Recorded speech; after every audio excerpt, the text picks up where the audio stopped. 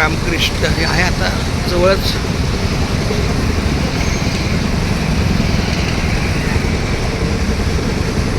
मला वाटतं हा बाजूला एक आपल्या पोरांचा कुठला दवाखाना, बोधी हॉस्पिटल. एका बाजूला एक बोधी हॉस्पिटल आहे बघा, हे बोधी हॉस्पिटल. इथे आमचा आदित्य आणि अपूर्वा दोघे जन्मले.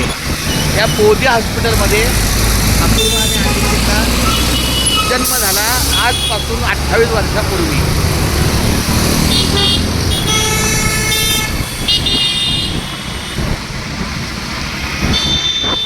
अहो किती टोपी आहे तर आमची पण टोपी आहे जेव्हा. नंतर माझ्या लक्षात आलं, आयला मला आमच्या बंडू मामाची टोपी आहे.